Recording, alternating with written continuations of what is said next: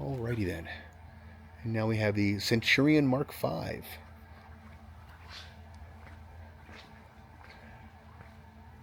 So we got here. Displayed. Okay, it was Canadian. It was built by the British, but Canadians were provided with a number of them. So this is a post-World War II vehicle. Started production right at the end of World War II. Oops. So assigned to Canadian military, and then it was, I guess, brought here to the museum. So this is kind of interesting because these were built in 1945 through, does it give an end date?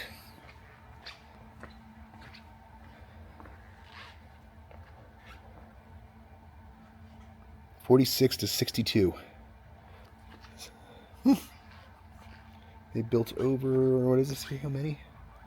4,400 Centurions were built of different variants.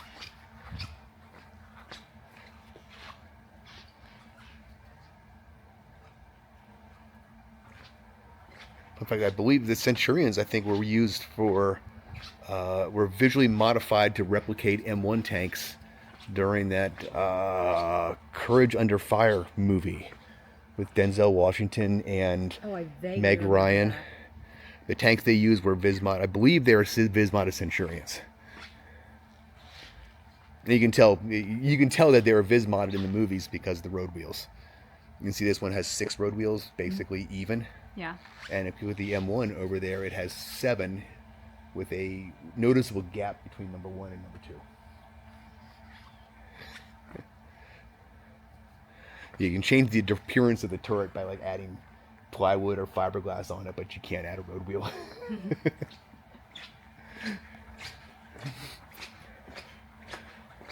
I've had a lot of newer equipment as opposed to the military museum in Du Bois, which did not actually have hardly any new equipment.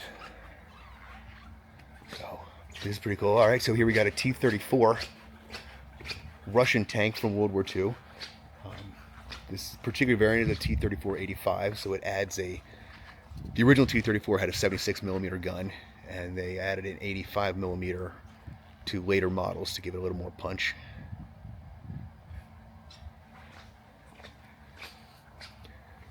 You can see inside.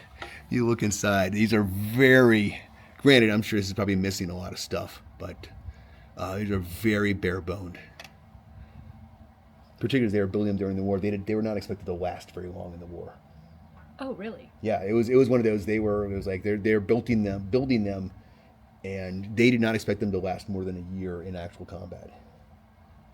Huh. So they were very stripped down. Yeah. So I mean, you can actually most Soviet tanks do not have what we call a turret basket. So if you get a chance to look inside a U.S. vehicle, when the turret rotates, there's actually a floor that is part of the turret that rotates with it. So you just have to stand still, and the turret will rotate, and you don't have to worry about moving, stepping, or climbing. Not a lot of the Russian tanks. You just climb around. You basically had to climb around. So the turret would start moving, and the loader would have to basically like pick his feet up and move around over top of like cables and other sort of stuff like that.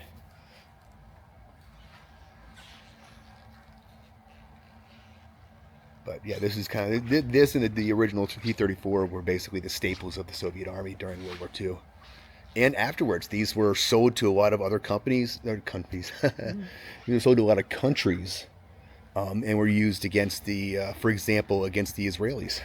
Oh, really? Yeah. The like Syrians, I believe, had a number of the T-34-85s on like the Golan Heights, and this was I want to say in like the 60s, 1960s. The Syrians were still using these.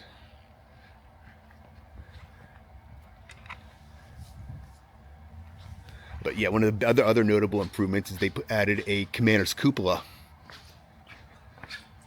with not periscopes but vision slits here for the commander. The original T-34 did not have the cupola up there, so the commander was basically blind. Yeah. Yep. The Soviets, I mean, the T-34 was a good, solid tank by every standard, but it had some flaws. One, poor visibility being one, and the fact that most were not equipped with radios. So you couldn't talk to. No, they would use basically like it was like follow me, or you'd use flags or hand signals. But once you get into combat and you button up, that's all gone. So like only like the officers would have radios. Oh my gosh. But interesting fun fact: the suspension, designed by an American named Christie.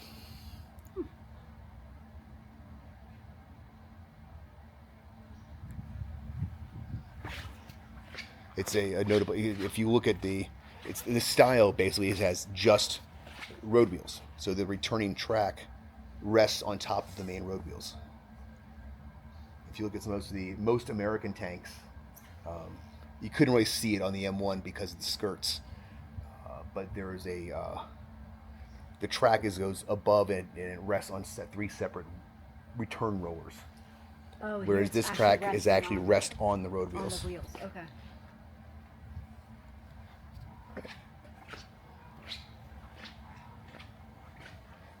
All right. So here we have an early model M113 armored personnel carrier. Basically, we call this the battlefield taxi. So it's basically its sole purpose was it was to move troops around on the battlefield. It would come equipped with a 50 caliber machine gun, but the commander had to be up and out of the turret to shoot it. That seems not great. So, well, it wasn't really. It was more of like it was supposed to be an anti-aircraft defense as opposed to a shoot enemies on the ground system. But yeah, its sole job was basically to get infantry close to the battle where they were protected from artillery fire, and then the infantry would go off and do infantry things. I mean,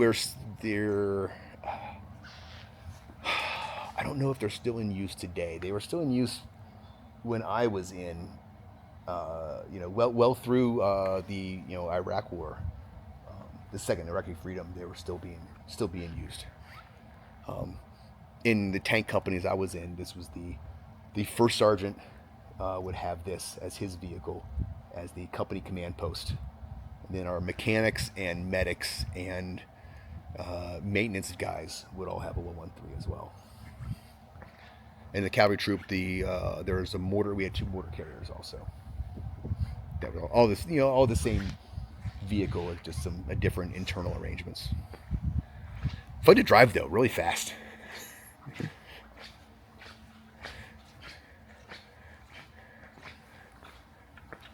Oh, look at this cutie. Look at this wee little thing. Oh, they got nicely restored inside.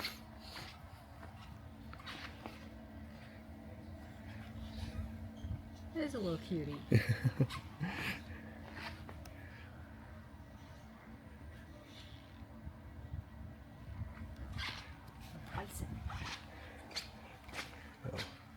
An Otter light reconnaissance car. So yeah, it's like a British/Canadian built. So yep, Canada built it based off of a British model. They produced 1,700 of these. They're cute. Yeah.